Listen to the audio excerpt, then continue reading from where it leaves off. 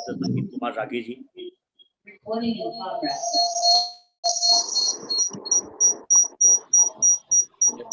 Today's talk is Professor Madhav Govind from JNU. Professor Atanu Mahapatra has kindly agreed to moderate the session.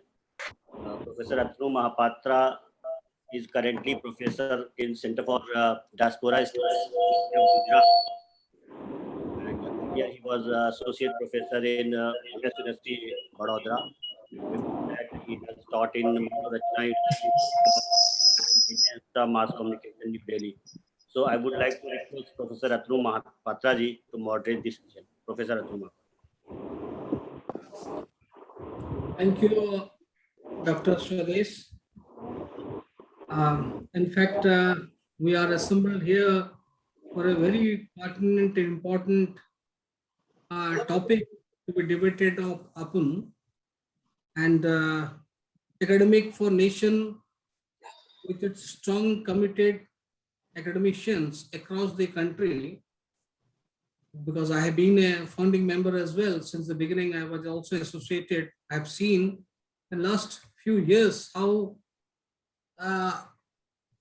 it was very much impactful, and it has now catering to almost all parts of this country as its own ways, and debating on various issues, contemporary issues and research, and other social science issues. And I think the young scientists, with the blessings of the senior professors and academicians of the country, and particularly with the focus of Indianization and Indian orientation of Indian research in social science particularly, has been the focus of academic for nation. And in this regard, we are assembled here for a very important topic of status of social science research in India, as today's topic is. And to deliberate on this topic, we have two speakers, one speaker and one will be chairing the session. And the chair would be Professor Madhav Govind, who has been a professor in JNU and who has been also a director of HRDC and in School of Science, Technology and Innovation Policy. And Madhavji has always, as a social scientist in sociology, he has a good number of many peer-reviewed international and national publications, books, and particularly his focus on the Indian research and the indigenous research in social science. And we are fortunate to have you as the chair of the session.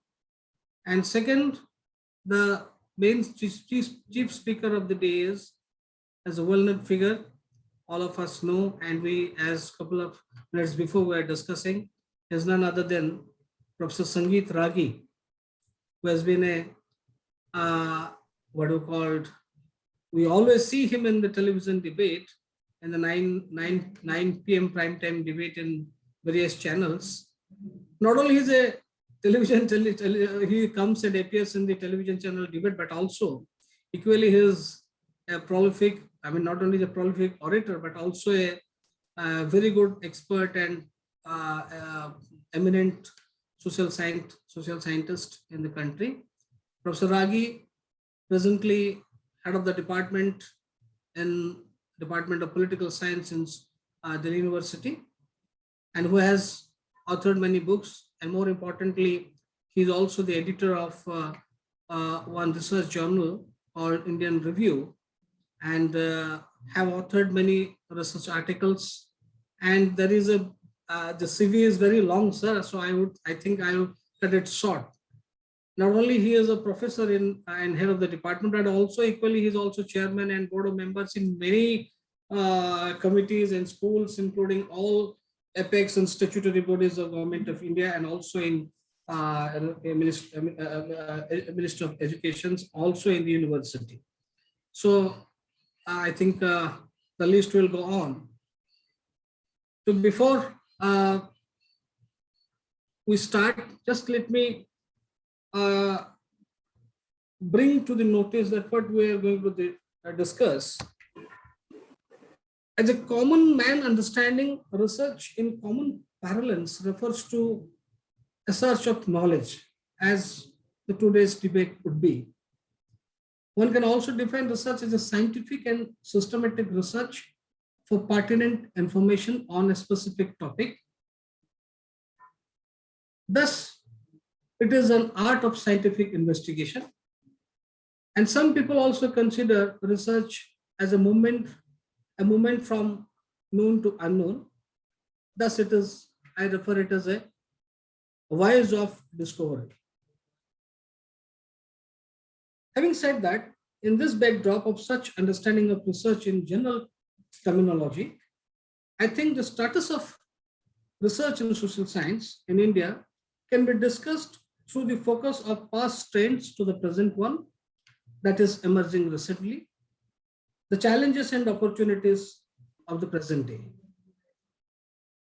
If we see research in social science is utopian and far from reality, rather it is ideological driven, primarily because of the education policy we have adopted for the last 7 decades. And largely it is Western made and does not cater to the indigenous need. If we see in last 2 to 3 decades, I mean, that's another problem which I think there is a challenge also, because there was sudden growth in number of think tanks in India who have their funding masters from the foreign soil. And they simply send the agenda for developing the research articles, stories, and theses and books. And those books and theses were produced to cater the socio-political and economic agenda of those so-called developed countries. However, but I think, however, there is a last few years such aggressive think tanks were on ventilation mode. Second problem and second, I think, issue which I think it is also pertinent, it is evident, which we have seen, that the policy and the practicality or the applicability never matches. So for a while we think why there was a call of self-reliant India, new India, and vocal for local by Honorable Prime Minister. Because primarily the local knowledge production through research for indigenous need was deliberately neglected. So I believe research should be designed and developed at par with the indigenous need. It should be based on contemporary challenges and findings, solutions for the society, and that requires strong political power with a strong flavor of nation first, and perhaps which we in Academic for Nation have been trying to do and will continue to do. And keeping this in mind, I think I would request in the beginning, Professor Madhav Govind, as a chair, please you give your initial remarks and subsequently we will carry forward. Professor Madhav Govind. Thank you. Thank you, Dr. Atanu, for giving a very nice background of today's talk and highlighting the need to reorient our research, social science research, to cater the needs and aspiration of our country. First of all, I would like to thank Dr. Swadeshji, Professor Sriprakash for inviting me to this important gathering and organizing such wonderful talk that we have assembled here to deliberate one of the most prominent issues, that is status of social science research. And we would be very fortunate to listen Professor Sangit Ragi today, that what is the status of social science research is there, and that will open up some more discussion and debate at this forum. First of all, I would like to say that when we talk about social science research is very important for any country, not only for economic development and to address the social and economic problem, but also to build a society, to construct a society which is just, fair, and equal. Social science research in our country started, 2 centuries back when our country was colonized. So when the colonial rulers came, they wanted to understand our society, our culture, our people. So they started conducting the social science research. After independence, when we see and we analyze the trend of social science research, we find there was a clear shift toward understanding the rural societies. So all the social institutions, all the sociologists, economists, psychologists, they were basically focused their understanding of the rural society, changes in the rural society, rural social structure, causes of poverty, unemployment, etc. They were focusing. And gradually there have been shift. But the one question that have always bothered all of us as a policymaker, as a academician, about the quality of social science research and its comparison with the other countries, that what social science was supposed to do for the country. If I give a brief introduction about social science research and what was expected from social science research was during the 18th century, and stalwart in social sciences had thought that as natural sciences had empowered the nations and the country to harness the natural resources and build the empire. So social science research could also provide insight, theories, knowledge necessary, tools to reconstruct society and build a fair and just society where we can eliminate the conflict, we can settle our disputes through negotiation, through talk, and we will be not going to war. But when we see the history of last 200, we have seen that we have gone for 2 world wars, and still the social problems have not been solved by the research only. So now probably we need to reorient again the social science research. There was one orientation during 60s when there was a questioning that yes, we are producing knowledge in social science knowledge, but knowledge for what and knowledge for whom. So that led to the emergence of a new era in social science research and new trend that was the postmodernism and generating knowledge from the bottom, not from the top, and the critique of science was evolved. When today we see that what is the status of knowledge today context, I will just give you some information and then request Professor Ragi to elaborate on the issue. So recent data says that in last 5 years, social science research has tremendously grown in India. So it is a matter of great satisfaction and pride for us that government has put a huge amount of money. Last 5 years, more than 1,000 crore rupees have been allocated for research. And our publication from 2015 to 2020 has increased. In 2015, India was publishing around 15,000, I think some 11 to 12,000 articles in journals. Now it is publishing around 25,000 articles per year. So it is really a matter of great satisfaction that our social science research is picking up. But again, the question comes the relevance and quality.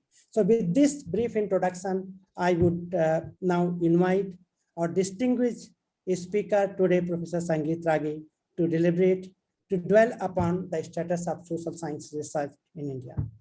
Professor Sangit Ragi ji. Thank you, Professor Madhav Govind, the chair of this session. Professor Atanu Mahapatra from Department of Journalism in Central University, Gujarat. Professor Siprakash, many colleagues from the University of Delhi and also from JNU and other universities of India.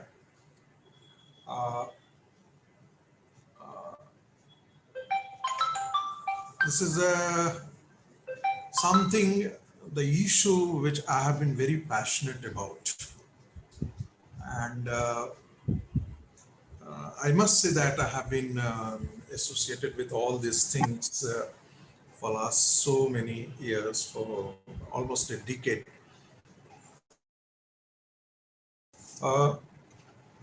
My worries start from the point that a decade back, there were 15,000 journals that were being published, as Madhav Govind did say. And now it is 2,500, 25,000. The important is not how much we produced in terms of the number, but what is the quality that we have produced. That's very significant for any academic institutions to grow, any academic institution to grow, and as a nation to grow. And that is why I chose this topic to speak about. Ever since I became the head of the department, I used the opportunity to, sit through the presentation of pre-submission seminar and also the viva of the students, and many such presentations, and so it was not a very pleasant experience, because we happen to be the premier institute in this country, the premier university in this country. And a few days back, we all have seen that there was a report in, published, probably it was in Times of India or in another, there was a story that you go to Sarai and you will be finding that the PhD publications are, contracted out to the third-party agencies where they produce. And over the years, ever since the UGC has come out with the proposition that for appointment you must have a point system, and even for the PhD submission you should have UGC care list journal publication in the UGC care list journals. So there has been a mushrooming growth of predatory journals in the country, throughout the country. We know for sure that the one editor has opened 4 or 5 journals, and all the journals are writing that they are peer reviewed, and we know for it that they are not peer reviewed at all, because the moment the document is asked that where is the document that your article has been peer reviewed, that will get exposed.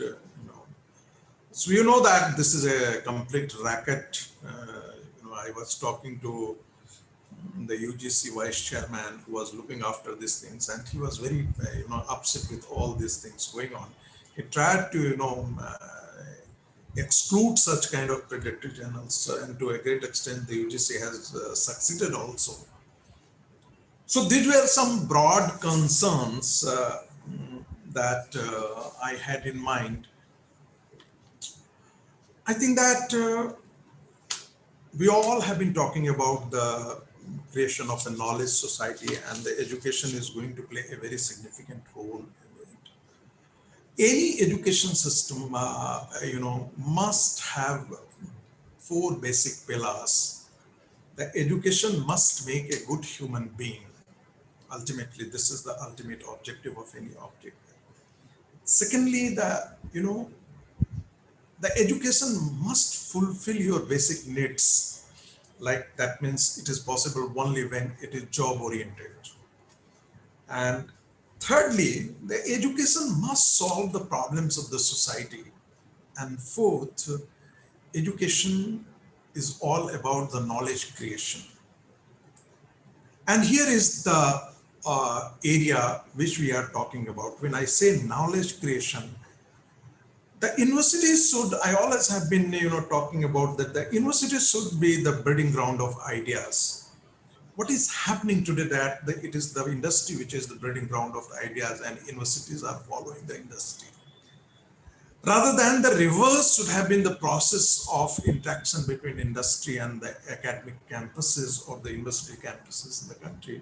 But somehow it is, unfortunately, it is not happening. When I say knowledge creation, it's a bad reflection on me as well as all of my colleagues at the teaching fraternity, that we have converted universities as the source of or the agency of information dissemination rather than knowledge creation. That means we are hardly contributing to the ideas, the new thinking, out of box thinking. And this is where we lack in case of the research, the kind of the quality research that we have. Before I come to this point, that what is actually, if you look at the gross enrollment ratio of higher education in India, you will be finding that most of the developed countries have the gross enrollment ratio between 50 to 85% or the 90%. But when we come to India, it is just 25.6% gross enrollment ratio, whereas in the United States of America we find that it's 88.2%. Germany again 70%, 60% UK, and so many. I know, and many of you would be saying that the gross enrollment ratio is not the indicator of the quality of the higher education. It is simply the enrollment. So I agree with you, but it is also one of the indicators of your movement towards the higher education. So while it was 12.6% probably in 2010, if I remember exactly, it has certainly doubled in last one decade, almost a decade.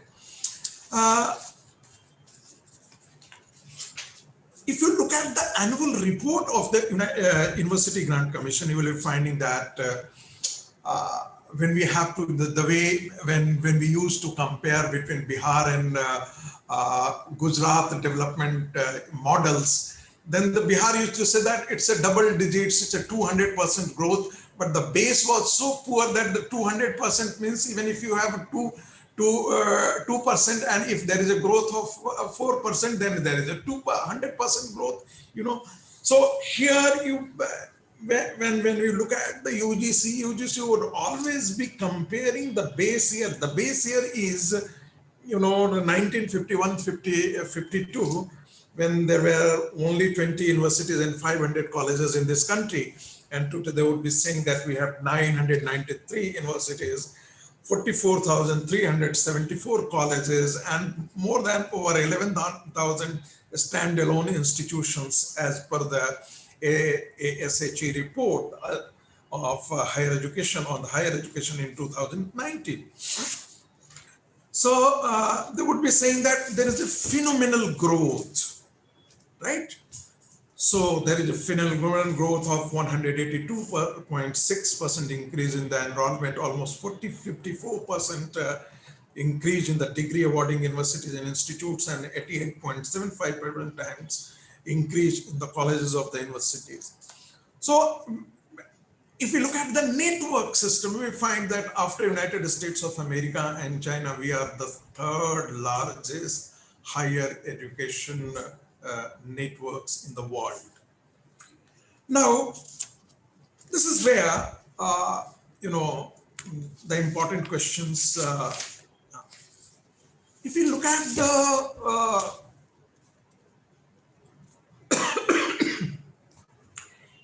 the universities of the country, higher education university, we find that out of 44,374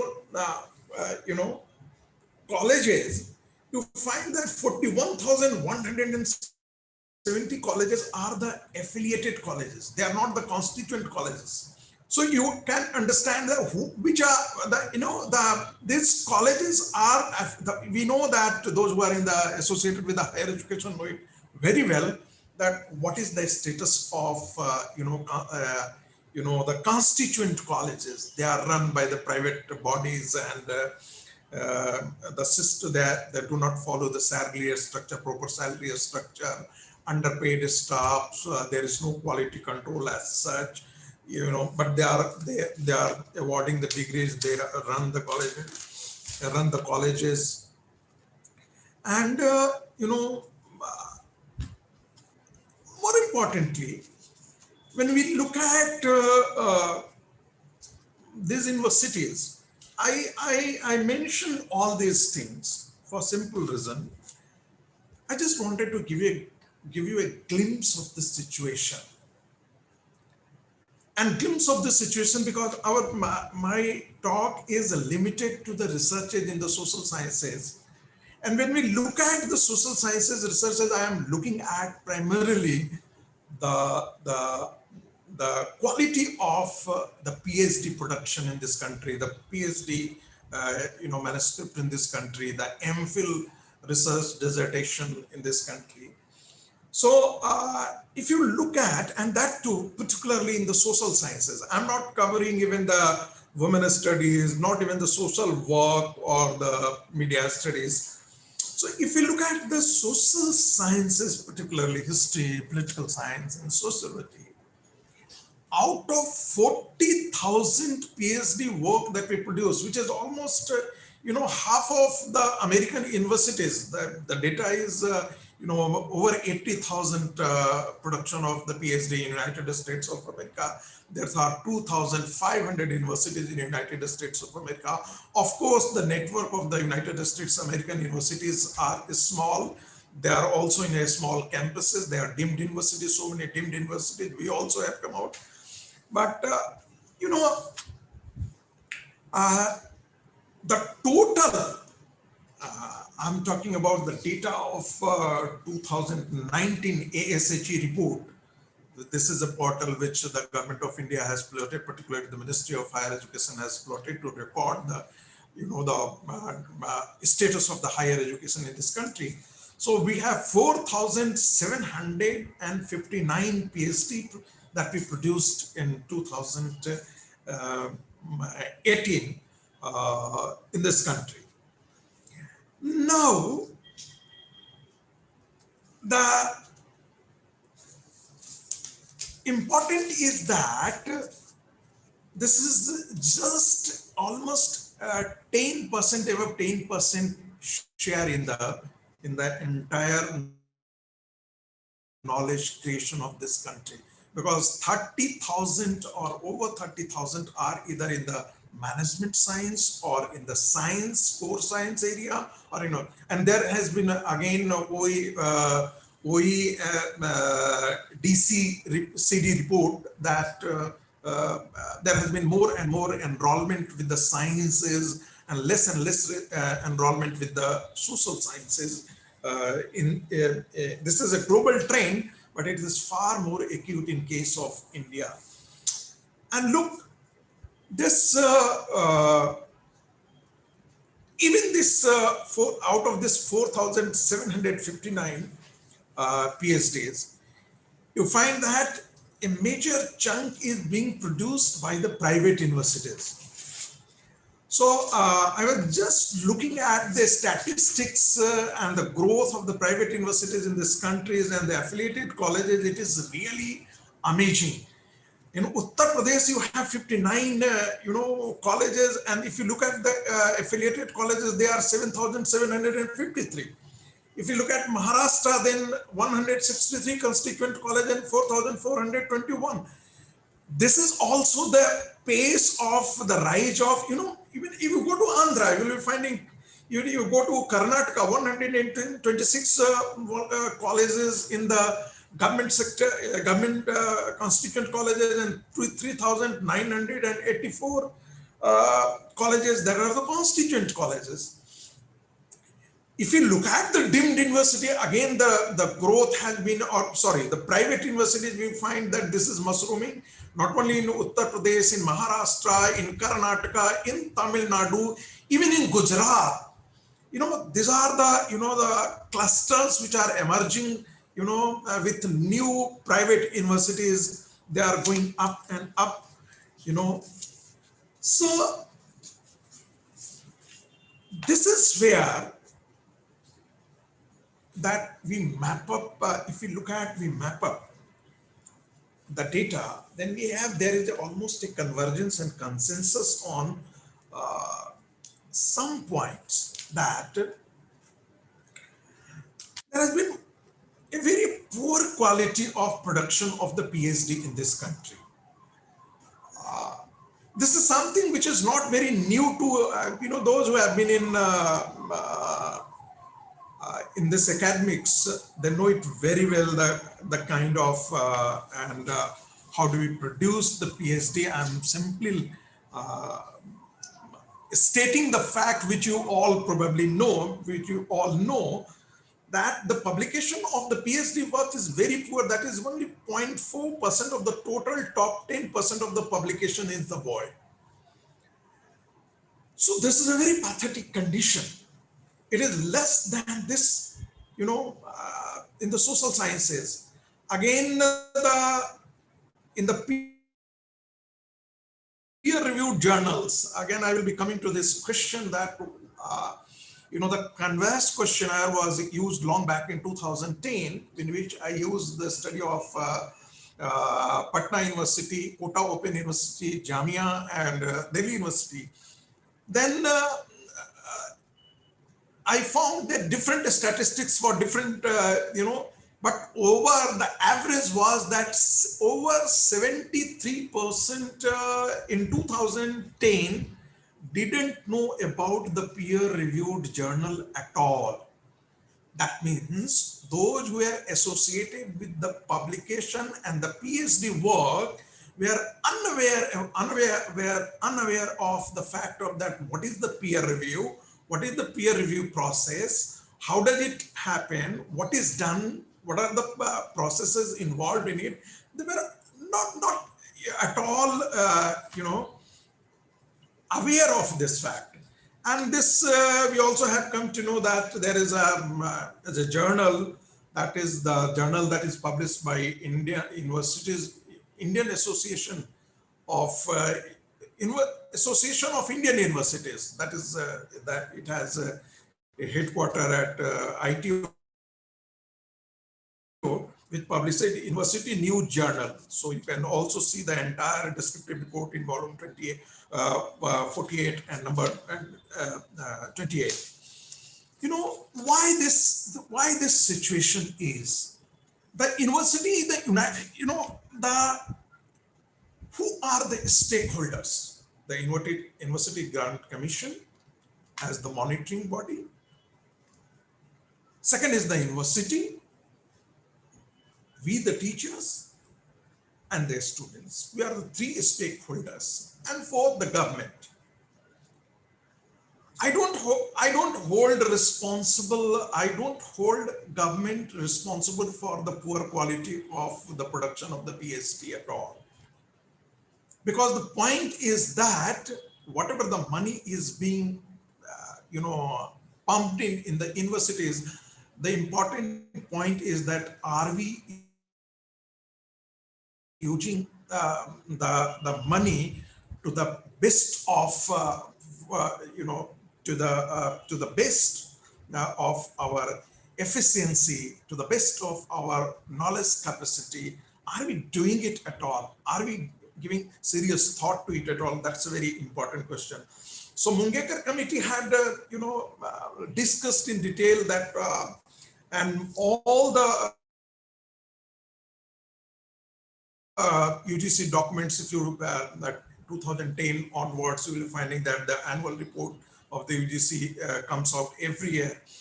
And you will find that the focus is on the quality researchers in the universities. And unfortunately, all the reports, even the 18-19 report has come out now, that there has been a very, very poor quality of PhD production in the universities. But each UGC not also responsible for it. Let us have it. Let us think it. NET versus PhD confusion, remained for years in this university, whether the NET should be essential or the PhD should be essential for the, appointment of teachers in the university. And, again, on the MPhil in 2006, the University Grants Commission realized that the MPhil is worth for the appointment of teachers in the colleges or the university. 3 years later, in 2019, realized that no, MPhil is not worth. So the UGC as a monitoring institution didn't work during this period how to improve the quality of the PhD in the social sciences particularly. I'm not discussing the PhD or the research qualities in the other field, other domains. What has been, if we look at the nature of the PhD, you will be finding that there has been more and focus. If you look at till 90, you will be finding that more and more research in social sciences has been in the normative domains. And there, in those normative domains, you will be finding that somewhere there is an ideological bias. If you look at the number of the researchers, even funded by institution like the Indian Council of Social Science Research and the university, some of the premier universities of the country, you will be finding that in the research has the normative design more and more, particularly in the history and political science. You will be finding that there is a normative, normative social science emerged, and more focus has been on the issues which were somewhere driven by the ideological bias, ideological prejudice. I remember my visit in 2010 in Moscow, where they said that we don't have political science, we have pamphlets only. And even if today, if we look at PhD production in Russia, we'll be finding that it is pathetic. It is 2,237 odd, such PhD. I find that the ideological bias has badly dented the quality of whether it is the ideology of right or it is the ideology of left, doesn't matter.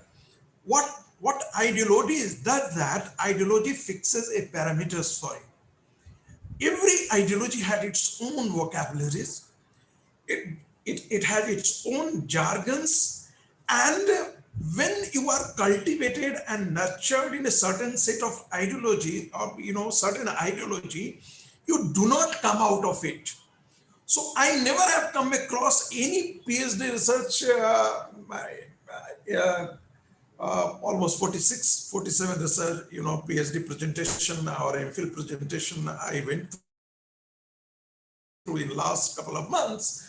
I didn't find even a single research where the researcher has come out and said that, look, I started with this premise, this was the hypothesis, and my researchers suggest that my findings are that the hypothesis is not testified.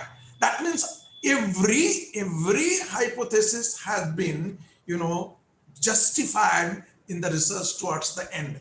I haven't come across even a single null hypothesis at all, in the university. I haven't come across such a case. Secondly, as I said that we have a framework, and in the framework, what is happening that we are not coming out with the new ideas. The framework is already given. First thing I said that the ideological bias or the ideological premises which is guiding us. The second point is the framework. That means most of the PhDs I came across, they are, the recycling of the old ideas, of the which had already been, talked about, written about. So we ask the question, what is new in it? What is something which is new in it? And there is no answer that we find from the researcher, the PhD students, or who have already submitted. If you ask them about the review of the literature, then in case of the review of literature, we find that they have just mentioned 10 or 15 such books in which they would be writing 4 lines, 3 lines, 2 lines. And the entire idea of the review of literature is to understand what has been written so far. Where are the gaps? How my research questions seek to address those gaps. This is important. And then only your PhD work or your research becomes relevant, whether you are doing PhD work or you are doing a research with the research institute or whatever it is. So it's we know that the literature review, and then you will be finding that time I had my Canvas questionnaire in Patna University, or the Jamia also involved, in which I had interviewed 60 PhD students. 83% of them responded that they were not properly taught in the research methodology. So they were taught research methodology, but they're not taught how to apply the research methodology. And this was 97% of them spoke the same. Those who are doing MPhil programs in some of the central universities of, again, the distant learning programs, what research for them was that you write a volume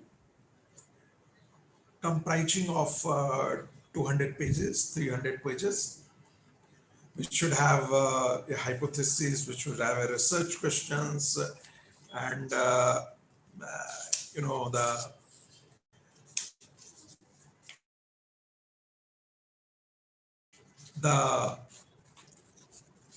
methodology part. If you ask that, what are the methodology that you are going to use in case of your research program, they would be always saying that we have a primary sources, we have a secondary sources.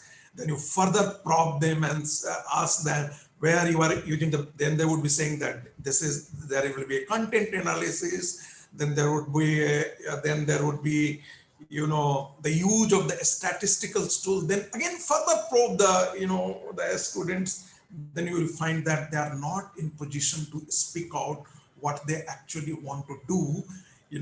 I came across one of the PhD which was talking about the health system, and a very senior teacher of University of Delhi was talking about the PhD. So I said that, what was the region? How did you pick the hospitals? So they were very close to my residence, and they were very convenient for me to approach there. I said, okay, so is this the region that you picked, these 3 hospitals? Then also, in those 3 hospitals, 3 units of the hospitals were, investigated. And on the basis of the response that is coming from the 3 hospitals, 3 units, and that too according to your choice, you are not driven by the methodology. You always teach the student right in the beginning that you have to be dispassionate. You cannot use your, arbitrary mind. You have to be driven by the methodology. Methodology is to guide you. Wherever you go, it is the compass. The research design is the compass. You are navigating not into uncharted water. That is why there is a research design. But if you ask them, somebody said that Uttar Pradesh ka जो communal politics है उसका polarisation हम देख रहे हैं।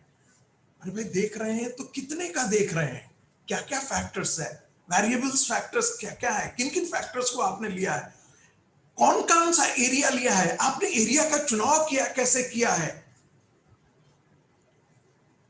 What I realize that the problem is not with the students, the problem is with the teachers who supervise such projects. They are incapable to teach. They are incapable to actually guide the students. They themselves are not trained in the research methodology, and that doesn't, when I'm saying so, I include even Sangit Kumar Ragi in that. I'm not saying that I know everything. I'm not saying that I'm not the culprit.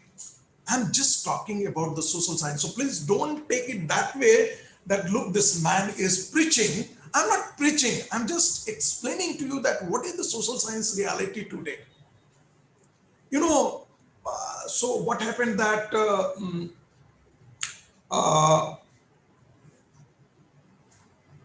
in case of one of the PhD presentation from one of the I came across, it's a case of Delhi University only. Even the supervisor was not knowing what was the situation, what methodology has to be applied. We went for this.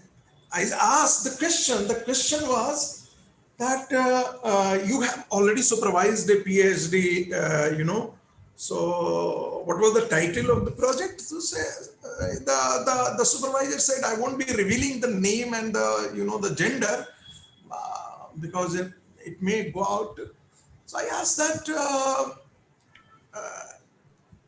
by the way, you have already supervised the project.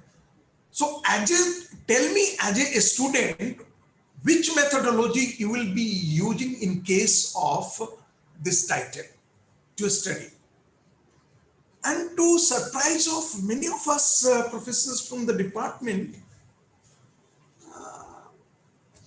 there was no response. There was no clarity about the primary data and the secondary data. Because it was amazing. And then, so when we look at this kind of things, we all, the system of plagiarism, now it has been made mandatory by the University of Delhi and by the UGC also, and they have now very, very particular about it. They are very, monitoring it very, sincerely. You'll be finding that any Western universities, they are very, very strict about as far as plagiarism is concerned. You know that plagiarism is not only just the ideas that you have taken from the others, but even if you are replicating your, even if you are reproducing your own ideas again and again, and in four research journals or 4 articles, the same ideas have been reproduced, even that is plagiarism. That is called self-plagiarism. So forget about the self-plagiarism. We have come to know that the entire cut and paste and cut and paste and cut and paste. So we were publishing one, I have been associated with the publication of the journal from the 2008 only. And I had the opportunity to edit few journals with some of the top, intellectuals of the country. Sometimes if the publication had 85% plagiarism, 75% plagiarism. Those who are the vice chancellors of the universities, when they are submitting the article, they are publishing. I fail to understand that how is it happening? Means when you are inviting any article in the research journal, they should be, highly researched. They should be your own ideas. Forget about the ideas. Forget about some new ideas. You are finding that they are lifted from here and there, they are assembled together, It's just like the assembling of the parts of the machine, and you are producing is an idea of your own without acknowledging that. And now the UGC has been, little bit, particular about this. They are trying to do it, but the important is your peer review system. Whatever you are publishing, whatever you have researched, are they something new? Are they the new ideas? If you, all the journals which are writing that they are the peer reviewed, 2-page journals, the articles running into 2 pages, 3 pages. I'm not saying that there cannot be research articles in 2 pages or 3 pages without bibliography, without any references. And on the basis of that, you find that they are even being promoted. They are being accepted by the universities. So this is, we are in a state of virtual anarchy. And I don't know whom to blame, who needs to be blamed, but this is the situation where we are today. And really apples, I had 40 slides to talk about, but I find that it's not possible for, to go through all those slides. So my worries are that even this 4,587 PhD that we produce annually in the social sciences, 60% of them are coming from the private universities and the state universities, more than 60%. So it is, and we have 51 central universities in this country. In all the central universities, when we include all 51, they don't have the social science. All of them don't have the social science. So important is that, are we really thinking about the quality production in the research at all? Are the universities serious about it at all? I think that this is time. I don't think that it is the government which has let us down. I think that we as a teacher need to think about it. We as a teacher are responsible for the present state of anarchy, that we know that how it happens, that there is a supervisor, guide, and there is a collegial fraternity that works. I as a teacher, I as a supervisor, I don't give time. As a supervisor, I would be sending my PhD works to not a person who is eminent in the field to evaluate the work, but the person who is close to me, who knows it, who knows me very well, so that it doesn't reject my, the works. This was not, this doesn't happen in case of the Western universities. They are very methodological. They are very particular about the application, and they are very, they want rigor, and they are very particular about the application of the methodology, the peer review system in which you assess the work of your researcher, which seeks to assert that this is something which he has brought to know. So I think that this is time for all of us. I think that it is 3:54. I had promised to finish it. So I think that this is time to rethink about and give the thought to the entire PhD work, MPhil work, and research work in this country. Thank you very much. Thank you, Sudeshji, for giving me the opportunity to speak up my mind. Thank you, sir. Thank Atanu ji. you. Thank you, Professor Ragi, for your very eye-opening and lucid observations and comments on the present challenges in social science research, including the education system. And now I would request Professor Madhav Govind to have your chairperson remarks. In the meanwhile, I request all the participants who have actually connected with us to put forth your questions and queries through this chat box, and we'll try to address as much as possible. May I know, Dr. Swadesh, who will be coordinating those questions answers once it is collected? So you can Someone is- coordinate. You can coordinate means relevant questions you can ask. Yes, sir. Okay.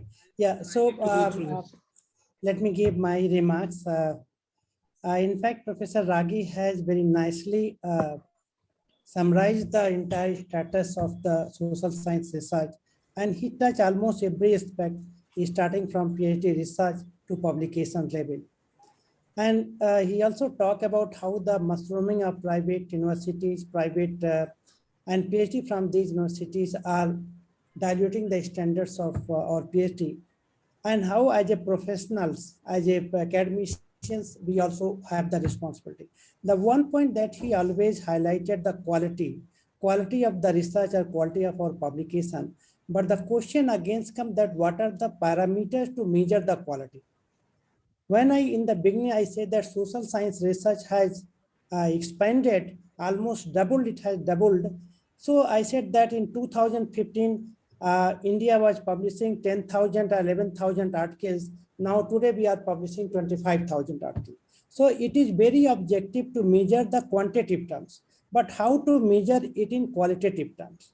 Qualitative term measurement, there is only one universally accepted criteria is the citation, that how much citation our articles are getting in other journals.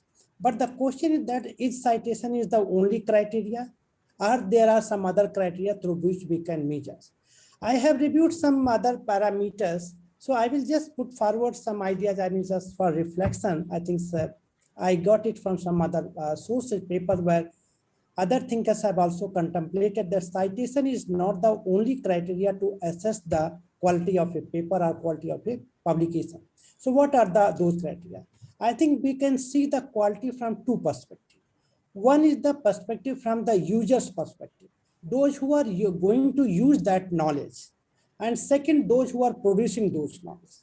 So the people who are publishing are those who are producing the knowledge. What are their perspective of quality? And the people who are producing are going to use that, what are their perspective? So from the user perspective, there are two kinds of users.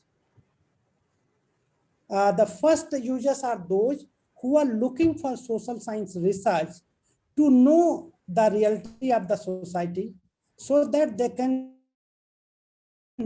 get some help in formulation of policy, or to get some understanding on the public debate, or to make some kind of social intervention. I mean, when they want to make certain kind of social intervention or they participate in the social debate, public debate, they use the social science research. And second kind of users are those users who use or who search the social science knowledge for production of further knowledge. I mean, if they are involved in the process of knowledge production, so they again search existing knowledge, what Professor Ragi said, that review of the literature. So again, when we do the review of literature, second, so our purpose is to produce more knowledge. So now the criteria of the quality is, has the publication been successful in raising the public debate or have become the part of public debate or not? I mean, whether a publication has contributed in public debate or in social intervention or not. This is the first criteria. Second criteria is whether a publication has contributed in production of further knowledge or not knowledge. So if the authors find an idea to help in production or revising or modification of certain conceptual framework or theoretical intervention, then he or she uses for further production. So in that way, knowledge get integrated or cited. So this is the criteria from a user perspective. We assess the quality. Now come to the as a producer perspective. I am producing the knowledge. What is my perspective of the quality? As a producer, my first priority is that my knowledge should get as much wide publicity as possible. Whatever I write, whatever I publish, it should have maximum publicity, wider circulation it has. So my criteria would be that it should publish in a reputed journal. Why reputed journal? Because it is going to be addressed, going to be read by the larger scholarship, body of scholarship. So here I will certainly go for impact factor, journal impact factor, journal circulation, reputation kind of things. So these are the quality that generally be used for publication. And in between what Professor Sangit Ragi said, that is the reality. That large number of mushrooming of the articles or journals are coming up, paid articles are also coming up. They are the malice of the system. They are the ethical problem of the research. And for this, it is not that this problem is only of our country. This problem has been part of last 100 or 200 years. Exact the research publication started in 1666. And for our audience reference for their knowledge, I would like to just also inform that which journal is published continuously for last 450 years, almost like 400 years, they are continuously published. And their entire volume, everything is now intact, they are online available. And it is called the philosophical transaction. Royal Society of London publishes these articles. So even if we see that journal, in the beginning, almost it took 100 years to formalize that what should be the system of publication. So I think our country is also in the phase of improvement, and there is also a learning curve through which we are learning the research culture. So one is the research, whether we are aware of the research techniques, research methodology. Even if we are aware, we are not able to utilize those research culture or research thing. As Professor Ragi has rightly said, that even if students are taught that what is research methodology is there, what is research design is there, what are the different types of data collection is there, many of us even are not able to utilize them properly. So with this remark, I will keep this forum open for other audience to ask the question, to make their intervention. Yeah, we'll go by one by one questions. Before that, I just conclude with 2 or 3 remarks. What I personally feel it is to be discussed upon here also. I mean, at least a reference should be made here. And what Professor Ragi has talked about, the knowledge creations, employability of educations, and the GER, gross enrollment ratio, and these all are in fact important things which you need to know, and these are the real challenges of the social science. So also he talked about also the easy way of doing research, whether it is PhD or publishing research articles, or because we all follow the same trends, keeping aside the structural need of research, whether it is reference, bibliography, or objectives, hypothesis. These are either or deliberately or knowingly or unknowingly. So we neglect it, and we have been neglecting it, and primarily the responsibility lies with the teachers and the supervisors. Besides, I think social science research, which my personal view is it needs to be, why it is being ignored, because the interest is losing its ground, primarily because it needs more employability compared to the other discipline. What I personally feel in social science research, as compared to the other disciplines, it needs more employability, which we can think upon and deliberate upon in the subsequent period of our academic event.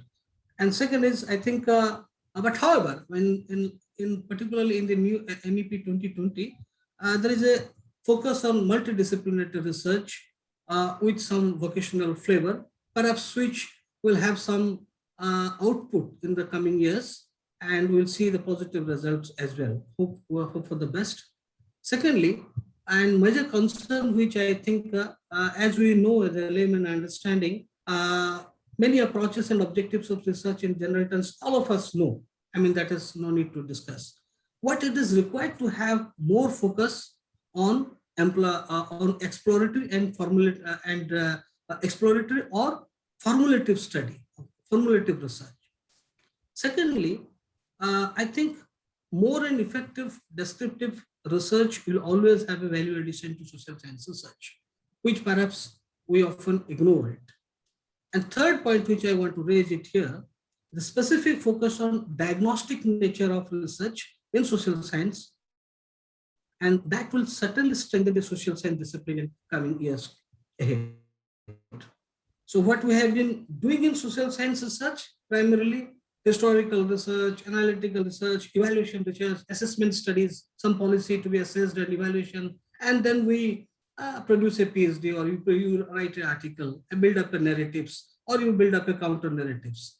But there are the 3 points which I raised. There are some something which you need to give more emphasis on.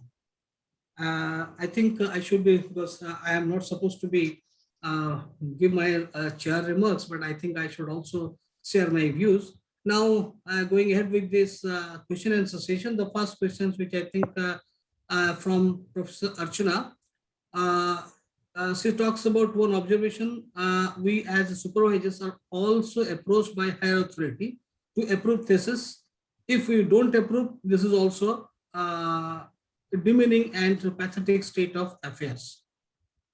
I think I will read out the questions. Anybody can, I mean, Professor Ragi, or if you require, Professor Madhav, Govind can also address. The second question, I think, which is from Monica Gupta. Such an apt presentation, sir. Thank you for this. Her question is, for having such a status of social science research in India, where do you think is the fault? Is it just at the level of teachers or the students, or also at institutional or systematic level? If yes, what can be done in this direction? I think these 2 questions first be addressed, and subsequently we can go ahead. Let me begin with saying that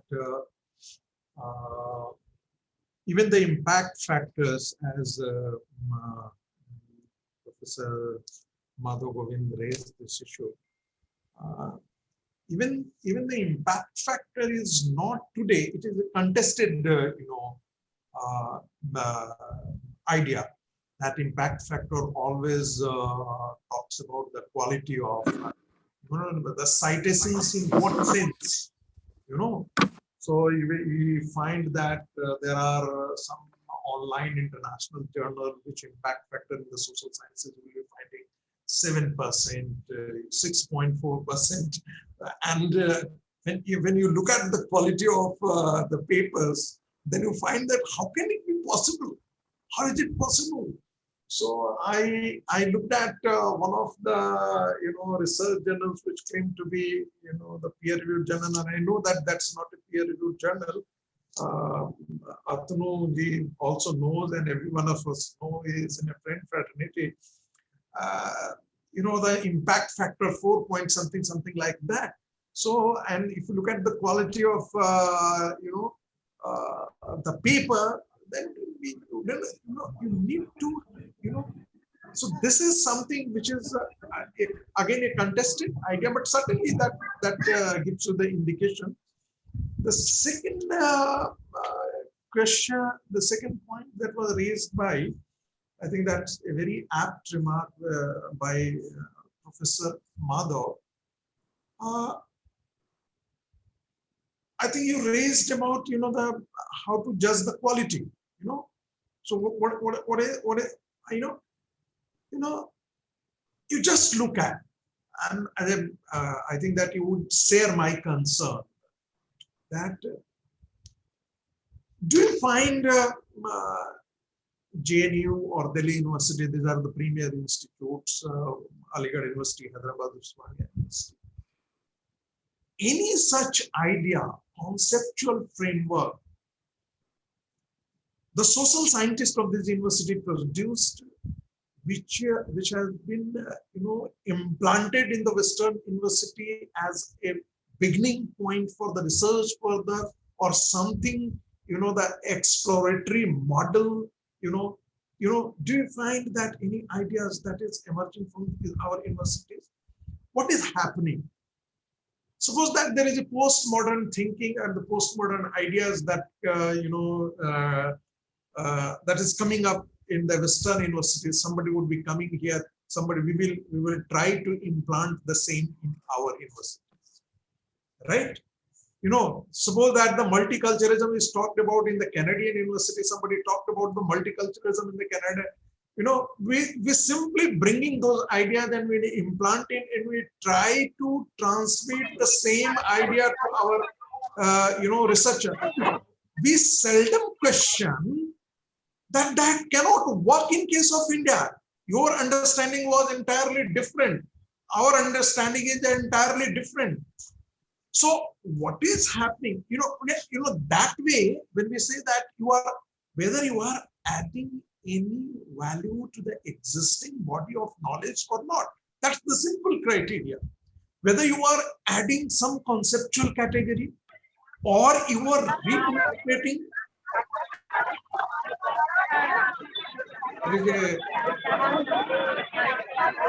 आवाज आ रही है कहीं से. Oh, thank you. पीछे से कहीं से आवाज आ रही थी. So have you added any conceptual category? Have you added any theoretical framework or something, the interpretation which is entirely new? And obviously, when such conceptual category appears, then certainly it goes out in the academic circle and then it unfolds a kind of a debate that happens here in other universities, and it happens also in the Indian university. So that is, I think, that the major challenge. I share you one thing, and it's very interesting that I started asking a question to all my, the candidates who were appearing in the interview for appointment in Delhi University. So tell me, what is Indian in Indian political thought? We all teach Indian political thought. So what is something Indian in Indian political thought? And I was, none of them. They couldn't come out with answer. I haven't come across. Why it is happening? ये हम mathematics पढ़ते थे तो मुझे पता है कि examples जैसा यदि वो एक्सरसाइज में रहता था तो हम उसको बना लेते थे. जो एग्जांपल्स से पैटर्न नहीं मिलता था उसको हम बना ही नहीं पाते थे. Because we lack conceptual category, analysis. हमको बांध दिया गया है, हम उसी घेरे में अकड़ते रहते हैं. हमको बाहर सोचने की आजादी नहीं है, हम सोच ही नहीं सकते हैं और शिक्षक हमको सोचने के लिए तैयार ही नहीं कर रहा है. We are not preparing the child who is a thinking man, who is a thinking spirit. We are just imparting the information. We want that they should mug up and vomit out in the examination. Anything which is thinking beyond that, वो acceptable नहीं हो रहा है, हम उसको दे ही नहीं रहे. We are not feeding that. The universities are not doing that job. That is what I'm saying. R&D की हालत आप देख लीजिए इंडस्ट्री में. There was a time when R&D was the worst kind of, the department in the industry. उसको माना जाता था कि जो सबसे लठाड़ू आदमी है उसको इंडस्ट्री में R&D में जॉब दिया जाता था. सबसे बकवास. 6% जो है वो पहले उस समय जो कॉर्पोरेट रिस्पॉन्सिबिलिटी का जो हिस्सा होता था वो एक हिस्सा जो है R&D में डाल दिया जाता था. That's enough. अब आप जाकर के इंडस्ट्रीज में देखिए उन लोगों ने क्या किया है. और अभी जिक्र कर रहे थे, मैं आपको बता सकता हूं कि यदि आप देखेंगे रिसर्च फंडिंग जो है वो इट हैज डिक्लाइन. आप देखेंगे कि बेंगलोर रीजन जो है यूजीसी का उसमें 21 करोड़ है फंडिंग, लेकिन आप दिल्ली रीजन में आएंगे तो 2 point something करोड़ है. So this you will be finding that there is a big decline.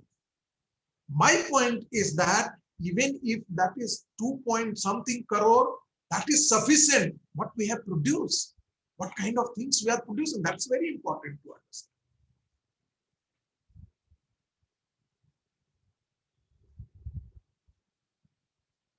Thank you, sir. Next, one question from Amol. Explain about the interdisciplinary research in social science. And then second, the similar questions, interdisciplinary research.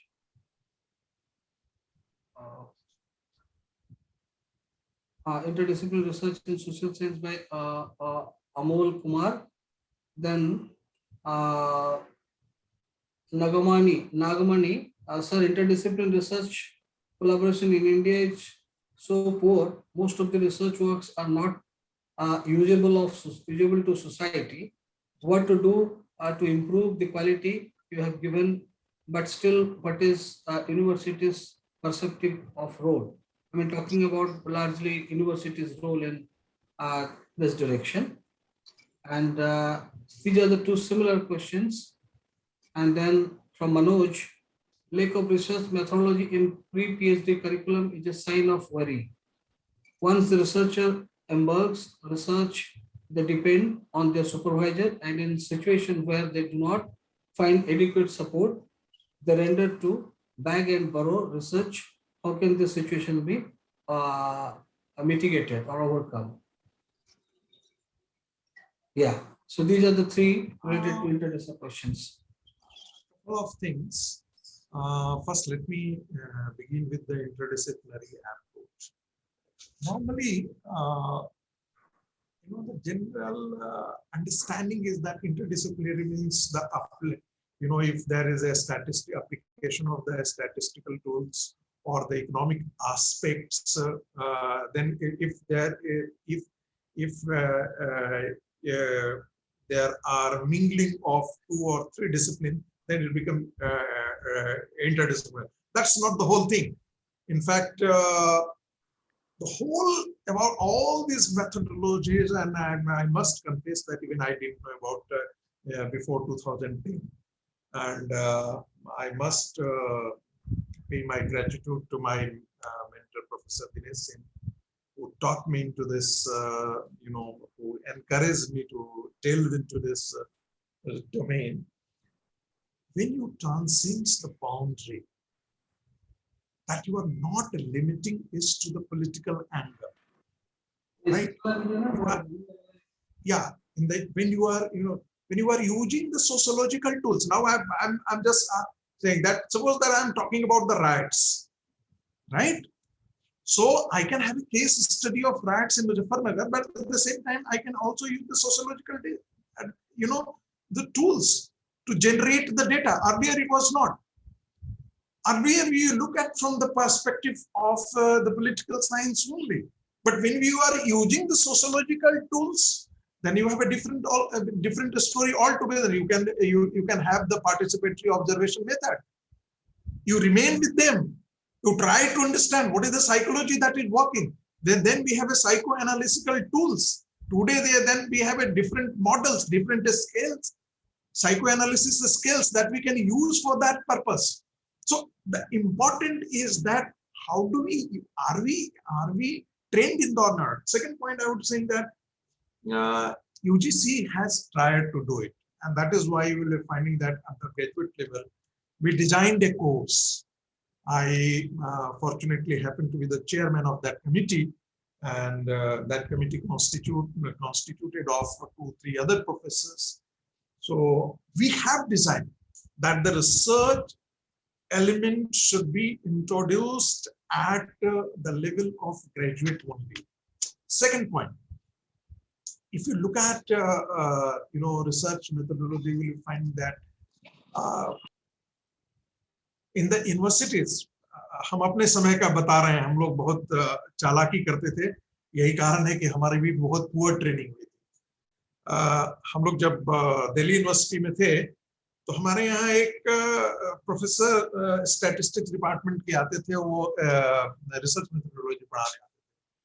तो हम लोग जितने social science के थे वो बेचारे सरल देते थे, और हम लोग फिर भी कहते थे कि नहीं हमें समझ में नहीं आ रहा है, तो फिर और वो छोटा मैंने हल्का उदाहरण देते थे। हम कहते थे ये भी समझ में नहीं आ रहा है, तो बेचारे और भी थोड़ा छोटा हल्का उदाहरण देते थे, और हम लोग कहते हाँ अब समझ में आ गया। और हम जानते थे दिल्ली यूनिवर्सिटी में, आप देखिए दिल्ली यूनिवर्सिटी में पास करना और अच्छे मार्क्स लाना बहुत आसान काम है। कोई भी आदमी जो इसका अभ्यस्त है वो 5 क्वेश्चन रटता है, वो मगअप करता है और एग्जामिनेशन में वो मेटेड आउट कर देता है, इससे ज्यादा उसको कुछ करने की जरूरत नहीं होती। ये बात आप जाएंगे तो स्टेट यूनिवर्सिटीज में, बहुत सारे स्टेट यूनिवर्सिटीज में है, this is a very challenging task, क्योंकि you have to go through the entire syllabus. Here in Delhi University, you know the pattern of the kind of the questions that is asked in the examination. So, you know, ये चीजें जो है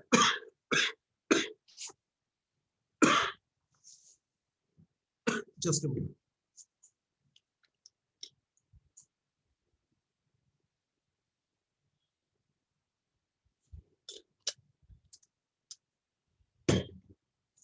So, ये जो है,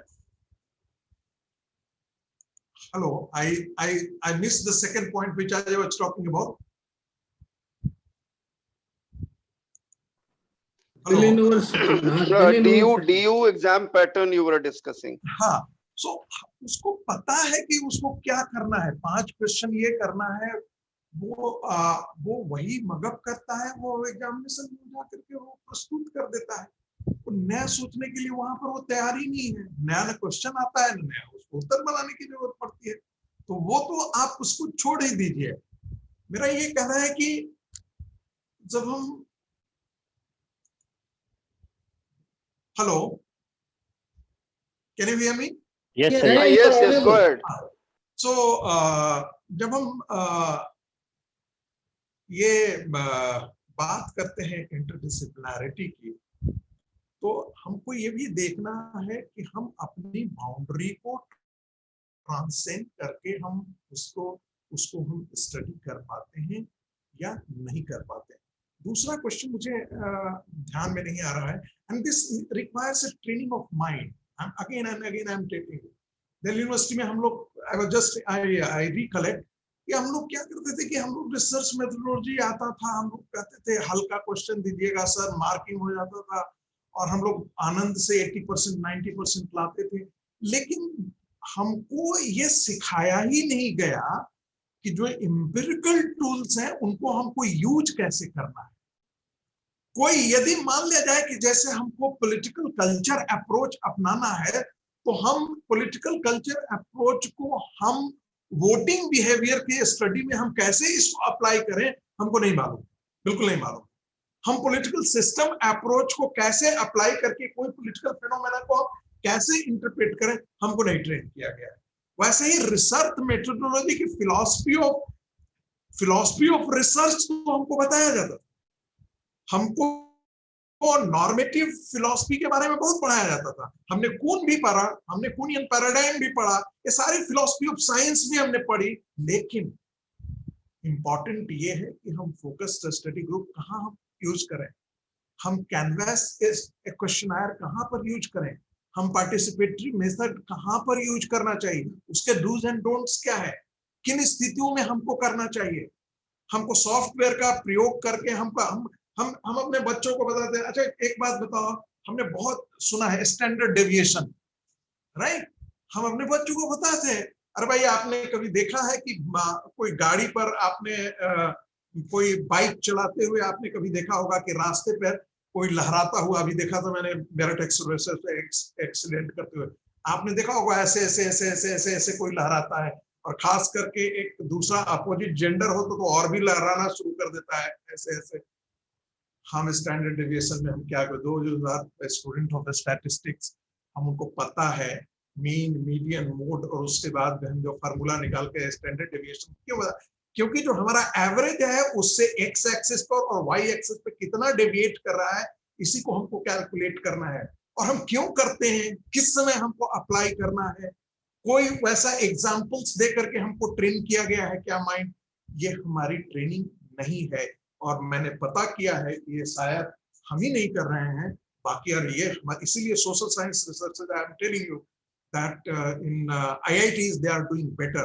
In some of the research universities they are doing better than the compared to our universities. Next is the one scholar, Ms. Megha Goel. She has a major concern of publishing in Scopus journal, particularly Francis Taylor and Francis, Pinges, Emerald, Willie. And her concern is because the institutional subscription is not there. So how to overcome this and how to get this published, because they take a lot of time and they they need also validation of your research work. So in the absence of institutional subscription, so it is very difficult to go for publications. And she has a second question in continuation to this as well. I think I'm coming down. Yeah.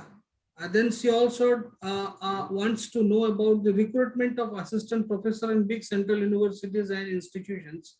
What, according to you, is a criminal layer for a student to have more chances of getting selection? I think we should avoid this topic. This is not a issue of our today's discussions. We can go ahead with the first one regarding the publications. Yeah, Dr. Atanu, I can respond this question. I think, Please, Dr. please. Atanu, yeah, I think this is from a students. Yeah, it is true that many institutions do not have subscription for this data like Scopus and Web of Science. So how to access this thing? For the information of a research student, I would like to inform them that there is a site called InflipNet. Yeah. InflipNet is subscribing more than 5,000 journals and has made available to all universities, even if they are not subscribing. So you can have access through this journal through InflipNet, even if your institution is not subscribing. Second choice, if you are located, I mean, if you, since you are doing the research, so for research, you can visit any university which subscribe this database. You can just get access for a week. You can stay in university for a week and you can just download all those articles, relevant articles will be useful. Or you can also sometime approach to GNU. If we have any kind of database, any articles, we can also let you that facility. Yeah, thank you, Professor Madhav. In fact, we are running short of time, so we can just accommodate 2 to 3 questions very briefly. And the questions which are common in nature, so I'll just read out by that both of you can answer. One question from Dr. Sanjeev, what is, this is regarding the hypothesis in the research proposal. And he raises his concerns about in the most of the times the student they don't know what exactly hypothesis, and mostly they write a statement, even if anyone knows how to write a synopsis, perhaps that's what he mean. And the second question from Mega is over, and Akash Barua talks about there is also a defect in the way of our syllabus is designed. For example, we do not have research papers as internal evaluation in graduations. Even in masters, there is no master thesis. Before doing PhD, students do not have much experience in research. I think this is being now addressed in new education policy, so which we had earlier.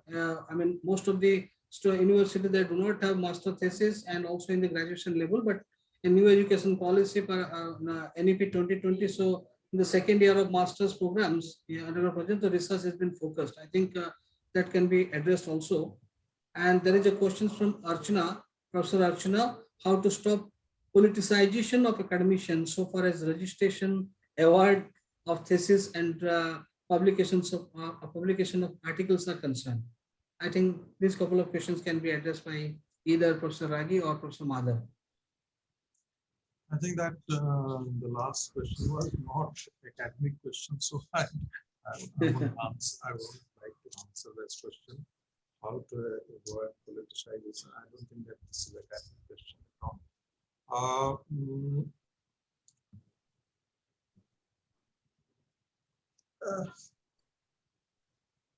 What was the first question? I can respond. I mean, it's about the hypothesis. Hypothesis, yeah. yes. Yeah, Madhav ji, you can respond.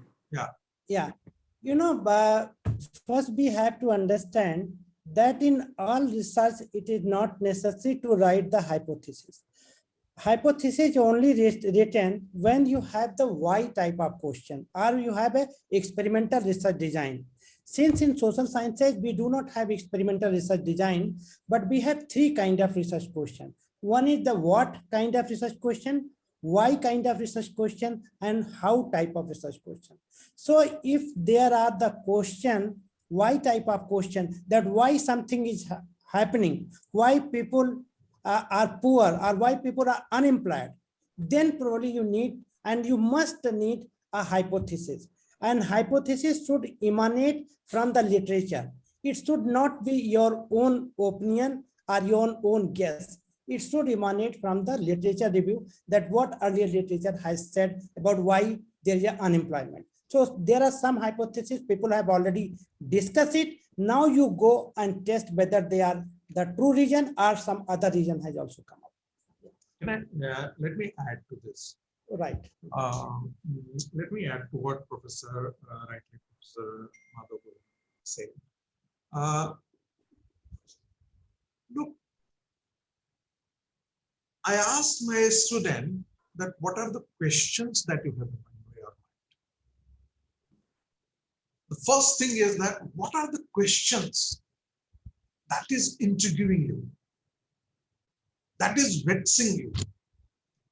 What are the questions that is irritating your mind? What is oscillating in your mind? How these questions come up is the second question. The questions come up when you have certain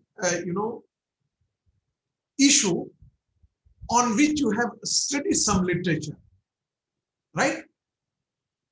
So suppose that I'm vexed with the question of rats or something at alcoholism. Suppose that हमको है कि हमने जो उसमें पढ़ा, जो literature review से, जैसा उन्होंने कहा, हमारे पास लिटरेचर से हमारे पास आएगा कि बहुत सारे क्वेश्चंस दिमाग में आएंगे और आपको लगेगा कि वो क्वेश्चंस इन सारी जगह में एड्रेस नहीं किया हुआ है. I'm not finding answer, right? So first thing is that what are the questions that you have in your mind? And it is the questions that lead to the hypothesis. On the basis of the questions and on the basis of the review of literature, you arrive at a tentative generalization. Because all you want to test, you want to examine the hypothesis. Suppose if you have the hypothesis, then you want to examine. So the hypothesis is not in the vacuum. It is not isolated from the questions that has been raised, right? They are linked to. So that is why I first think that you should bear in mind that what are the questions? आपके दिमाग में सवाल क्या है? ये बहुत important है. उन सवाल को आप अपने रिव्यू ऑफ लिटरेचर से कैसे जोड़ते हैं और जोड़ने के बाद आपके मन में एक टेंटेटिव जनरलाइजेशन क्या है, which validity remains to be tested, right? So ये सही है कि हाइपोथेसिस बनाना ये आसान काम नहीं है. It's a difficult job. हम सोचते हैं क्या कि हमको लगता है 2 दिन पढ़ करके और हम तीसरा दिन हाइपोथेसिस, सारे क्वेश्चंस, ये सारे सेंट्रल क्वेश्चन, रिलेटेड क्वेश्चन, ये सारी चीजें हम वहां करके कर रहे, ये संभव नहीं है.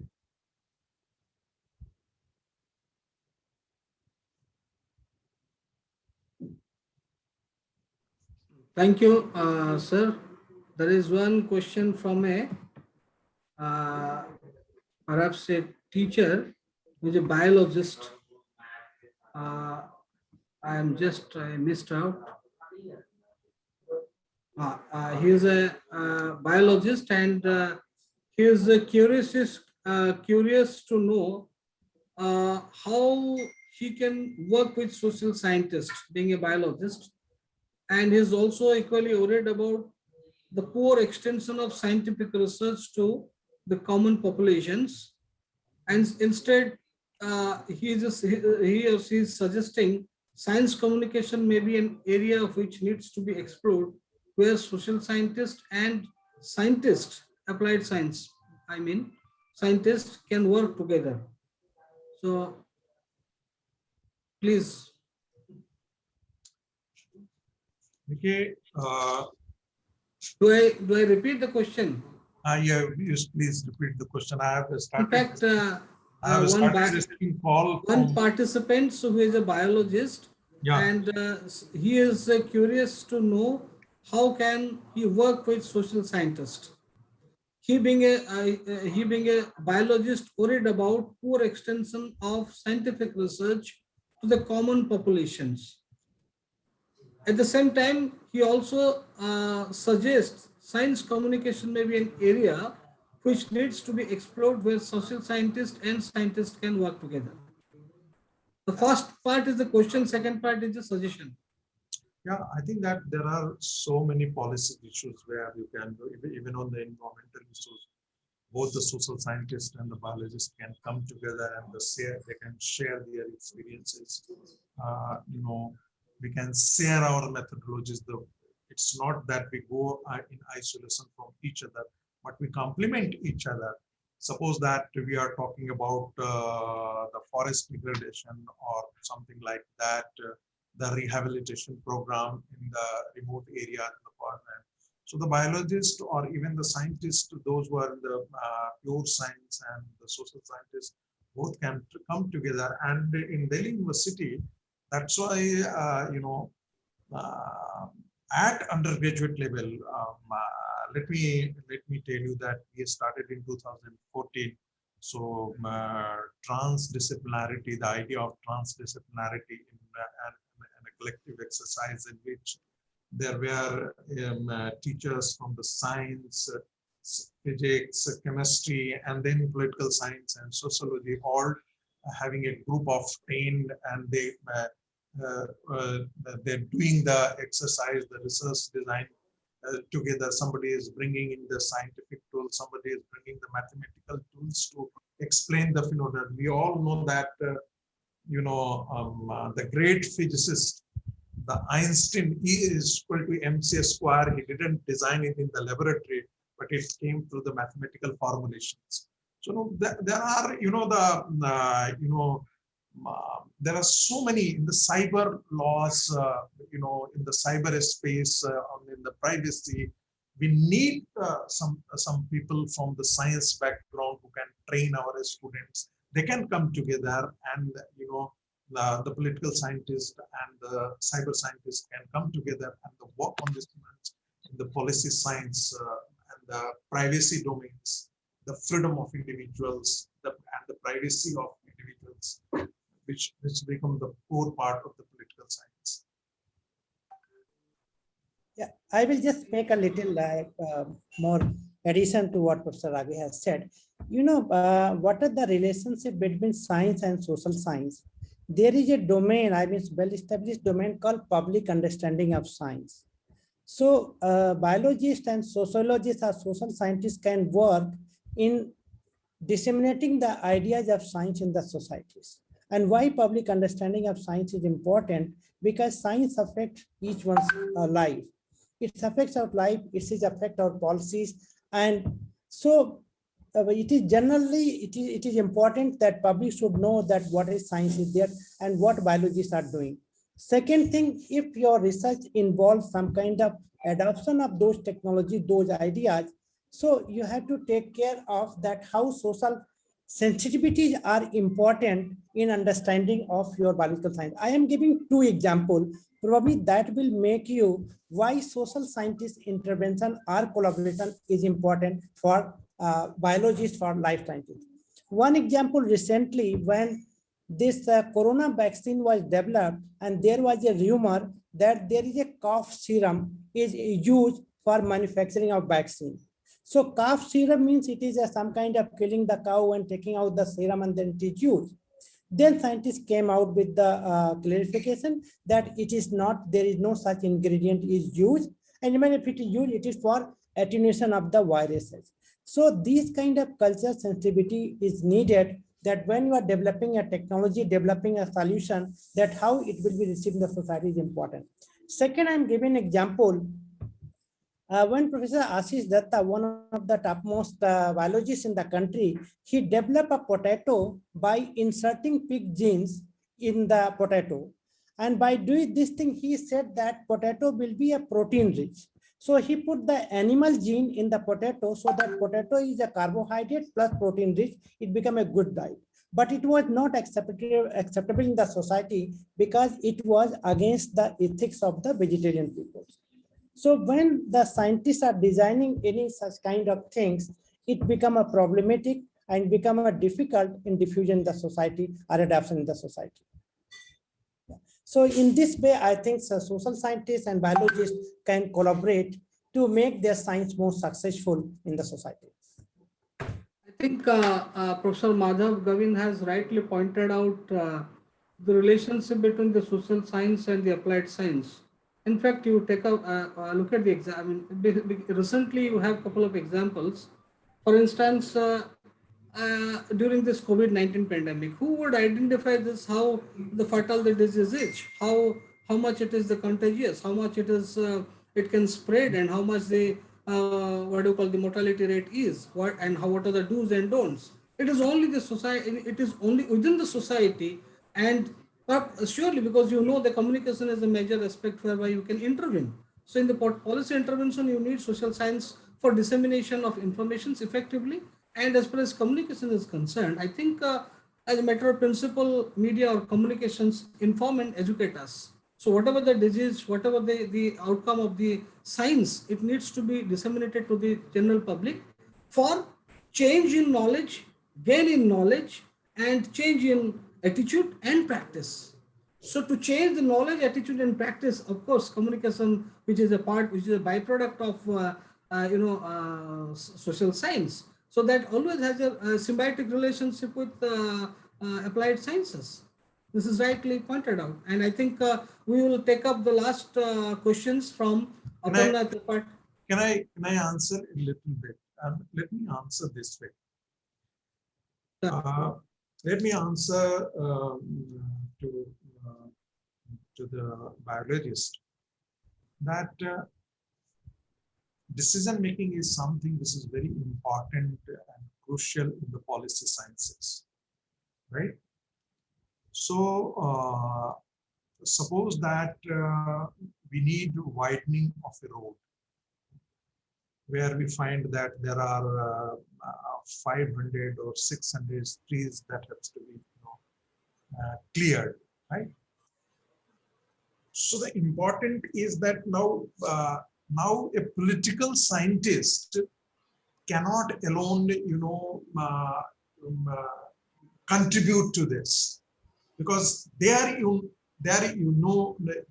need a scientist that how much pollutants that is emanating, कितना pollutants आ रहा है. यदि ट्रैफिक कंजेशन होता है तो ट्रैफिक कंजेशन होने से और वाइडनिंग ऑफ रोड्स के ये यदि हम पेड़ नहीं हटाते हैं तब वो कितना कंजेशन क्रिएट करता है. यदि वो ट्रैफिक जैम हो जाता है तब पर डे कितना लोड आ रहा है और तब उसका कंजेशन कितना आ रहा है. Political scientists cannot answer this question, but once the environmental scientists come out with the answer, then it becomes important for the policy scientists to suggest the way out. That look, this is the suggestion, and this we should go for it. So there are numerous. I'm telling you, it's a numerous things. Domains where both the core science areas and the political scientists or the social scientists can come together. This is one of the examples I would say. So it always wonders my mind कि ये traffic police पे प्रतिदिन कितना ton metric ton pollutants create होता है. Red light, इसको हम यदि हम इसको खत्म करना चाहें तो क्या हो सकता है? There can be a mathematical model for it. Who can do it? A political scientist can't do it, but yes mathematician can do it. I think we should close here because already we are 15 minutes ahead of our time schedule, and so we have to close here. Before we close, I need to thank all the participants, especially our main speaker of the day, Professor Sangit Ragi, who despite his busy schedule could take out some time and explain and share his view and deliberated upon the very relevant and important topic of the contemporary academic field. And so thank you very much, sir, for having shared your views here in Academic for Nation. So we express our deep gratitude to Professor Ragi. Equally, we are indebted to Professor Madhav Govind because yeah, you have also very effectively and emphatically you have expressed your views and gave suggestions what we need to do in particular making and shaping the social science and the effective research in years to come. So thank you very much, Professor Madhav. Also, I could see in the picture lot many academicians have joined. The young scholars have joined among them. I think one of the young scientist, social scientist mentor, Professor Sriprakash Singh, professor in political science and one of the founding and mentor of Academic for Nation, and Dr. Swadesh and all. I could see, I saw also many scholars. So I just not take out names, all the academicians and the research scholars, those who have joined in this debate today. I hope it would be a fruitful debate and we will carry forward so what we have deliberated upon and work hard and act in that direction. So with these words, I declare this event and this debate to be closed here. Thank you so much. Thank you all.